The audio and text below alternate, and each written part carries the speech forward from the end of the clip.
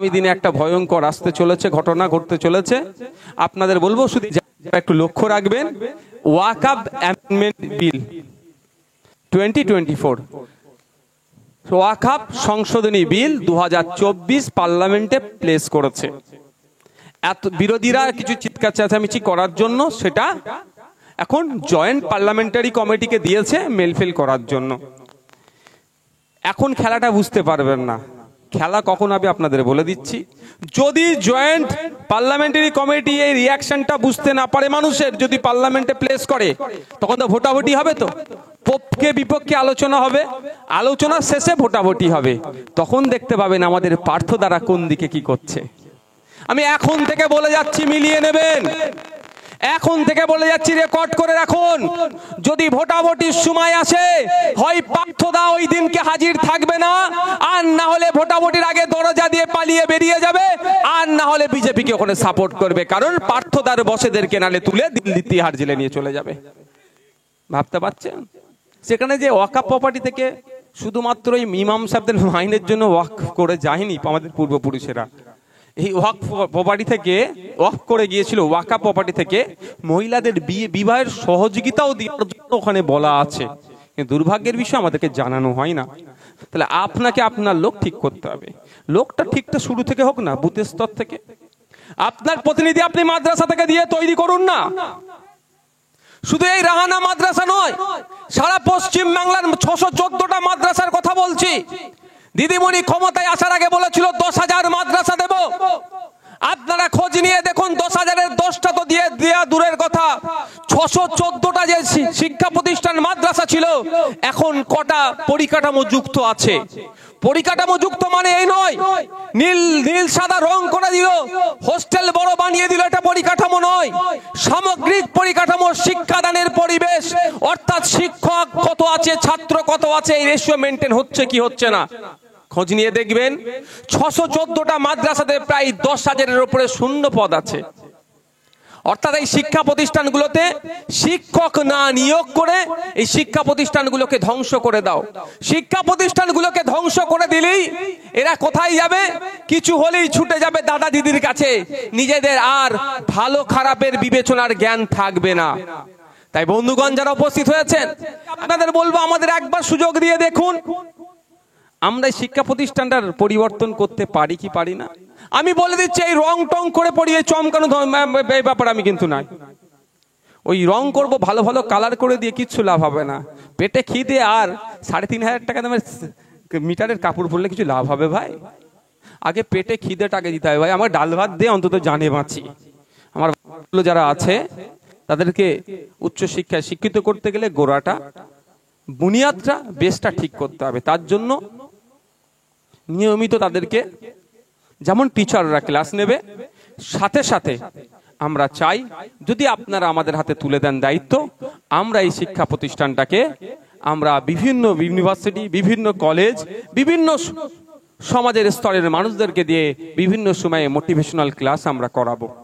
কারণ আপনারা যারা উপস্থিত হয়েছেন, মাইকের আওয়াজ যাচ্ছে, আমরা কি জানি? আর্টস, কমার্স, সায়েন্স, এখন MBA BBA একটু হয়েছে, নার্সিং ফার্সিং একটু জানি।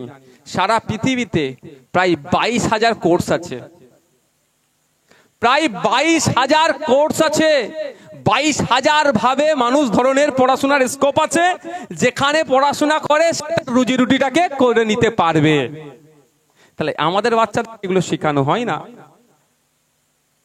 আমরা খুব বেশি IAS, IPS, UPSC ট্রেনিং দিতে হবে তো, কোচিং দিতে হবে তো, BCS এর কোচিং দিতে হবে তো, অফিসার হবে কি করে, তার পরিকাঠামো তৈরি করতে হবে তো। ন্যাশনাল হাইওয়ের ধারে একটা শিক্ষা প্রতিষ্ঠান, সব এখানে বড় বড় টিচার থেকে শুরু করে যারা এক্সপার্টরা ডাকলেই চলে আসবে। এখানকার ছেলে মেয়েরা পড়াশোনা করবে, একদিকে উচ্চ মাধ্যমিক পাস হবে, ফাজেল পাস হবে, সাথে সাথে ফাজেল পাসের সাথে সাথে আমরা আমাদের ছেলেগুলোকে BCS কোচিং এর জন্য এখান থেকে প্রস্তুতি নেব। উচ্চ মাধ্যমিক পাস করবে, কলেজে যাবে, এখানে BCS এর কোচিং নেবে, কলেজ কমপ্লিট করার সাথে সাথে আমাদের ছেলেরা যাতে BCS পাস করে, তার জন্য আমরা সেই তাদেরকে কোচিং দেবো। এখানে এই পরিকাঠামো তৈরি করবো। তো আমাদের গার্জেনরা গিয়ে ওই কতজন আজকে এসেছে, মিড ডে মিল 1,500 কাউন্ট হচ্ছে, 200 হয়তো এসেছে, বাকি 1300-র ভাগটা কত পাবো ওটা করতে যাবে না। আপনাদের বলে যায়, যদি ওটা করতে যাই, আপনাদের এখানে দাঁড়িয়ে আমি আপনাদেরকে কাছে প্রতিজ্ঞাবদ্ধ হচ্ছি, যে করতে যাইবে তাকে দেখবেন আইএসএফ এর ছায়া তলে সে আর থাকবে না। সে কোথা থাকবে? আইএসএফ থেকে মাঠের বাইরে চলে যাবে, আমাদের এরিয়ার মধ্যে থাকবে না, কারণ আমরাও কাজ করতে দেব না। আমরা ভূত ভাগানোর জন্য এসেছি, আমাদের মধ্যে যদি ভূত ঢুকে পড়ে তো বিপদ। আমি এটাতে বিশ্বাসী, আঙুলে ক্যান্সার হয়েছে, আগে এখানটা বুঝতে পারছেন না? আঙুলে ক্যান্সার হয়েছে ডগে, এখানটা কেটে ফেলে দাও, বেশ কিছুদিন বাঁচবে। ওই ডগটা কেটে দেবো কি কেটে দেবো না ভাবতে ভাবতে সোচ কিন্তু মাথায় চলে আসবে। তো এই ধরনের আমরা বিশ্বাসী। তাই এইখানে আমি বলবো আপনাদেরকে, আমি শিক্ষা প্রতিষ্ঠানের কথা বলছি, যদি আজকে আমরা উচ্চ শিক্ষায় শিক্ষিত হতে পারি, আমরা শিক্ষার পরিকাঠামো ফিরিয়ে নিয়ে আসতে পারি, এখানে ওই কি বোমডাঙ্গা থেকে আমডাঙ্গা থেকে বোমডাঙ্গা না কি বোমডাঙ্গা পরিবর্তন করে আবার আমডাঙ্গায় ফিরে আসবে, এমন এরা খারাপ পরিস্থিতিতে চলে গিয়েছে।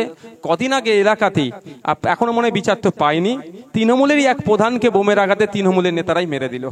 এটা কি ভালো হিসাবে হচ্ছে? তৃণমূল আমার সাথে রাজনৈতিক লড়াই তার সাথে আমার আছে, থাকবে। যতদিন এরা চুরি করছে, দুর্নামরি করছে, লড়াই চলবে এদের বিরুদ্ধে। কিন্তু দেখুন, একজন মানুষকে তো মেরে দিল।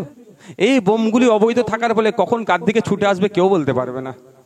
তা এইগুলো মুক্ত সমাজ যদি পেতে চান, তাহলে আপনার পরিবারকে, আপনাকে, আপনার মানে জেনারেশনের হাতে, পরের জেনারেশনের হাতে পেন বই খাতা তুলে দিতে হবে। ওই সকালে যাচ্ছে, সন্ধ্যায় বাড়ি ফিরছে বাচ্চারা, মিড ডে মিল খেয়ে এতে লাভ কিচ্ছু হবে না, এটা বরঞ্চ ভবিষ্যৎ ধ্বংস হবে। এখন মেন স্ট্রিম থেকে শুরু করে অনেক মিডিয়ার লোকজন আছে, আমি নওশাদ যদি একটা ভুল কথা বলে, নওশাদকে মামলা দিতে ছাড়বে না, কিন্তু এটা মাথায় রাখবেন। ওই কোন অফিসারকে আমি একবার বলেছিলাম না যে আপনি দালাল, খুব গায়ে লেগেছে, আমার নামে মামলা পাঠিয়েছে, আমি তোর মামলা তুই রাখ, পারলে আমাকে অ্যারেস্ট করে দেখা। বুঝতে পেরেছেন? আমি দালালকে দালাল বলেছিল, তাদের গায়ে লেগে গিয়েছে। তো কথা হচ্ছে, আমি যদি একটা অসত্য কথা বলি, আমাকে এটা ছেড়ে কথা বলবে না, এটা মাথায় রাখবেন। আর আমি অসত্য কথা বলার জন্য রাজনীতির মঞ্চে আমি দাঁড়াবো না। আমি ন্যায়কে প্রতিষ্ঠা করার জন্য রাজনীতির ময়দানে এসেছি। আমি এটুকুই বুঝি, দুর্গন্ধ দিয়ে দুর্গন্ধকে তাড়ানো যায় না। ওরা দুর্গন্ধ দিয়ে দুর্গন্ধকে তাড়ানোর চেষ্টা করবে, আমরা সুগন্ধ দিয়ে দুর্গন্ধকে ঠেকে দেব। আপনাদের বলি, এই আফরাজুলের মামলা, আফরাজুলের পরিবার কি দেখতে হচ্ছে? ওই আপনারা আমরা মিলে যে চাঁদা দিয়েছিলাম না, যার যত ইচ্ছা গিয়েছিল আফরাজুলের পরিবারের অ্যাকাউন্টে পাঠিয়েছিলাম, আর সরকার 2-3 লাখ টাকা না কত ক্ষতিপূরণ দিয়েছিল, সব কেসে চলে যাচ্ছে। আজকে মামলা কি হচ্ছে কেউ জানি না আমরা, কিন্তু আফরাজুলের পরিবার সঠিকভাবে জানে না, হয়তো পড়াশোনায় কম। খোঁজ নিয়ে দেখুন, প্রতিটা স্টেট নয়, প্রতিটা পাড়া থেকে শুরু করে দেশের পর্যন্ত, সুপ্রিম কোর্ট পর্যন্ত সরকারকে আমরা যদি উকিল চাই, সরকারকে দিতে বাধ্য। আমার আফরাজুলের পরিবার যদি এটা জানতো, নিজের টাকা খরচ করে উকিল লাগাতে হতো না। শুধু উকিল নয়, যাতায়াত থেকে শুরু করে সবটাই খরচ হয়ে যাচ্ছে, তাহলে ওখান থেকে আমরা সরকারের উকিল পেতাম। কিন্তু দুর্ভাগ্যের বিষয়, ঠিকঠাক আমরা পাচ্ছি না, বা সহযোগিতা রাজ্য সরকার করছে না। আমার এই এত কিছু বলার কারণটা হচ্ছে, দেখুন, যদি আমরা উচ্চ শিক্ষায় শিক্ষিত না হতে পারি, আপনাদেরকে বলে রাখছি যে আমরা হতাশার মধ্যে দিয়ে আজকে চলছি, আগামী দিনে আরো বেশি হতাশার মধ্যে আমরা আবদ্ধ হয়ে যাব। তাই আরো পিছন দিকে চলে যাবেন। যদি চান আপনারা এই শিক্ষা প্রতিষ্ঠানের পরিবর্তন হোক, যে শিক্ষা প্রতিষ্ঠানকে গড়তে গিয়ে ফুরফুরা থেকে পীর সাহেবরা এসেছিলেন, তাদেরকে ভরসা করে আপনার বাপদাদুরা, তাদের কথাতে ভরসা করে 1950 সালের দিকে আপনার দাদুরা, পদ্দাদুরা, অনেকের আব্বারা, কেউ জমি দিয়েছে, কেউ পুকুর দিয়েছে, কেউ শ্রম দিয়েছে, কেউ রাজমিস্ত্রির কাজ করে দিয়েছে, কেউ মেহনত দিয়েছে, দিয়ে একটা প্রতিষ্ঠান গড়ে তুলেছে। সেই প্রতিষ্ঠানটা কিন্তু আজকে ধ্বংসের দিকে এগিয়ে যাচ্ছে। হয়তো রং সঙ্গে আছে, দেখতে পাচ্ছেন, কিন্তু ভেতরের শিক্ষার পরিকাঠামো ধ্বংসের পথে চলে গিয়েছে। এটা যদি ফিরিয়ে আনা দরকার হয়, তাহলে আমি বলবো সেই 1950 সাল, 1955, 1960, 1970-এর কথা ভেবে আসিছি আপনার কাছে, সেই ফুরফুরা শরীফ থেকে আবার এগিয়ে আসুন। যেভাবে আপনার বাপ দাদুরা, আমার বাপ দাদুদের আমাদেরকে সহযোগিতা করেছিল, শিক্ষা প্রতিষ্ঠান করেছিল, আর একবার আমাদেরকে সুযোগ দেন, আমরা সেটা পরিবর্তন করে দেখিয়ে দেবো, আবার সেই পরিবেশ আমরা ফিরিয়ে নিয়ে আসবো যদি আপনারা সুযোগ দেন। আমি জোর করার পক্ষে নয়, মিথ্যে লোভ প্রলোভন দেখানোর আমি পক্ষে নয়, কারণ যতটুকু করতে পারবো আমি ততটুকুই বলবো, তার থেকে বেশি আমি বলি না, কারণ আমি এটুকু বুঝি আমার জুতোর সাইজ যতটুকু আমি সেই মতোই চলার চেষ্টা করি। আমার জুতোর সাইজের থেকে বড় চলার আমি চিন্তা ভাবনা কোনোদিন করিনি আর করবো না, এটা মাথায় রাখবেন। তাই বন্ধুগণ,